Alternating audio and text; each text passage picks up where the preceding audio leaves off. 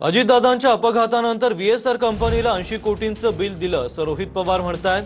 80 कोटी बिल दिल्याचं व्हीएसआर कंपनीच्या मालकानंच सांगितलंय असं रोहित पवारांचं म्हणणं आहे। अजित पवारांच्या अपघाताचा तपास संथ गतीनं सुरू असल्याचा आरोपही रोहित पवार करतायत। मोठा नेता गेल्यानंतरही आमदार बोलत नाहीत, चर्चा होत नाही अशी खंत आता रोहित पवारांनी व्यक्त केली आहे। महाराष्ट्राचा मुख्यमंत्री जात असताना परवानगी घेतली जात नाही आणि उद्या एखादी घटना घडली तर ह्यासाठीच मी म्हणतोय, हा जो व्हीएसआर कंपनीचा मालक आहे घमंडी आहे। अध्यक्ष महोदय, त्याला काही लोकांनी विचारलं की काय रे वाटतं तुला, तो म्हणला क्या उखाड़ लेंगे, कोई कुछ नहीं कर सकता।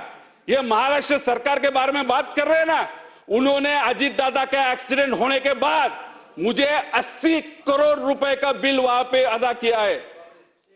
80 कोटी रुपये दिले अजितदादांचा ऍक्सिडेंट झाल्यानंतर या व्हीएसआर कंपनीला अध्यक्ष महोदय। आणि हा म्हणतो माझं कुणी काय करू शकत नाही। हे महाराष्ट्राचं सरकार अजूनपर्यंत त्याचं विमान वापरते अध्यक्ष महोदय, कसं नाही मिळणार।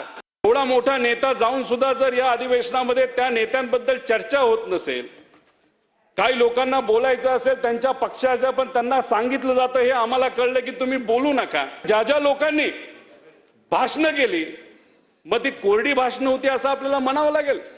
अध्यक्ष महोदय, हे खरंच योग्य आहे का असा प्रश्न मला तर पडलेला आहे, पण या महाराष्ट्राला प्रत्येक नागरिकाला अध्यक्ष महोदय त्या ठिकाणी तो प्रश्न पडलेला आहे।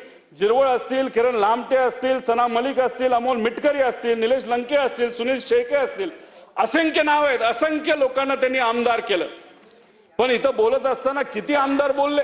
तुपे भाऊंचं अभिनंदन करेल, काल ते भावनिक होऊन अतिशय मुद्देसूद अध्यक्ष महोदय त्या ठिकाणी बोलले।